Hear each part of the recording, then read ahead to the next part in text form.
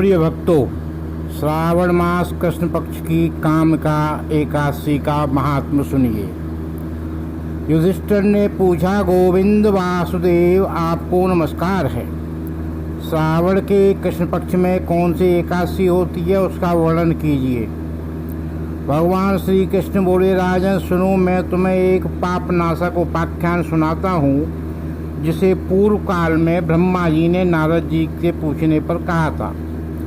नारद जी ने प्रश्न किया, भगवान कमलासन, मैं आपसे यह सुनना चाहता हूँ कि श्रावण के कृष्ण पक्ष में जो एकादशी होती है उसका क्या नाम है, उसके कौन से देवता हैं तथा उससे कौन सा पुण्य होता है, प्रभु यह सब बताइए। ब्रह्मा जी ने कहा, नारद सुनो, मैं संपूर्ण लोकों के हित की इच्छा से तुम्हारे प्रश्न का उत्तर दे रहा हूँ। श्रावण मास में जो कृष्ण पक्ष की एकादशी होती है उसका नाम कामिका है।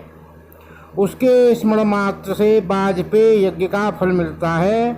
उस दिन श्रीधर, हरि, विष्णु, माधव और मधुसूदन आदि नामों से भगवान का पूजन करना चाहिए तथा श्री कृष्ण के पूजन से जो फल मिलता है वह गंगा, काशी, नैमिषारण्य तथा पुष्कर क्षेत्र में भी सुलभ नहीं है। सिंह राशि के बृहस्पति होने पर तथा व्यतिपात और दंड योग में गोदावरी स्नान से जिस फल की प्राप्ति होती है वही फल भगवान श्री कृष्ण के पूजन से मिलता है, जो समुद्र और वन सहित समूची पृथ्वी का दान करता है तथा जो कामिका एकादशी का व्रत करता है वे दोनों समान फल के भागी माने गए हैं। जो ब्याई हुई गाय को अन्याय सामग्रियों सहित दान करता है उस मनुष्य की जिस फल की प्राप्ति होती है वही कामिका का व्रत करने को मिलता है। जो नर से श्रावण मास में भगवान श्रीधर का पूजन करता है उसके द्वारा गंधर्वों और नागों सहित संपूर्ण देवताओं की पूजा हो जाती है। अतः पाप भीरू मनुष्यों को यथाशक्ति पूरा प्रयत्न करके कामिका के दिन श्री हरि का पूजन करना चाहिए।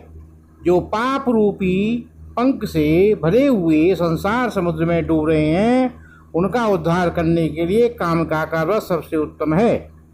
अध्यात्म विद्यापरायण पुरुषों को जिस फल की प्राप्ति होती है उससे बहुत अधिक फल कामिका व्रत का सेवन करने वाले को मिलता है।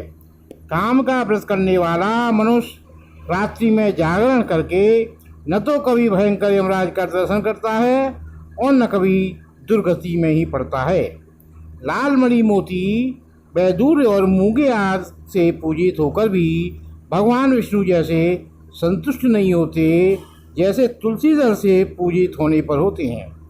जिसने तुलसी की मंजरियों से केशवी का पूजन कर लिया है उसके जन्म भर का पाप निश्चय ही नष्ट हो जाता है। जो दर्शन करने पर सारे पाप समुदाय का नाश कर देता है, स्पर्श करने पर शरीर को पवित्र बनाती है, प्रणाम करने पर रोगों का निवारण करती है, जल से सींचने पर यमराज को भी भय पहुंचाती है, आरोपित करने पर भगवान श्री कृष्ण के समीप ले जाती है और भगवान के चरणों में चढ़ाने पर मोक्ष रूपी फल प्रदान करती है, उस तुलसी देवी को नमस्कार है। जो मनुष्य एकादशी के दिन रात दीपदान करता है उसके पुण्य की संख्या चित्रगुप्त भी नहीं जानते हैं। एकादशी के दिन भगवान श्री कृष्ण के सन्मुख जिसका दीपक जलता है उसके पिता स्वर्ग लोक में स्थित होकर अमृतपान से तृप्त होते हैं। घी अथवा तिल के तेल से भगवान के सामने दीपक जलाकर मनुष्य देह त्याग के पश्चात करोड़ों दीपकों से पूजित और स्वर्ग लोक में जाता है। भगवान श्री कृष्ण कहते हैं, युधिष्ठिर, यह तुम्हारे सामने मैंने कामिका एकादशी की महिमा का वर्णन किया है। कामिका सब पातकों को हरने वाली है, अतः मानवों को इस व्रत अवश्य करना चाहिए। यह स्वर्गलोक तथा महान पुण्य फल प्रदान करने वाली है। जो मनुष्य श्रद्धा के साथ इसका महात्म श्रवण करता है वैसा पापों से मुक्त हो श्री विष्णु लोक में जाता है।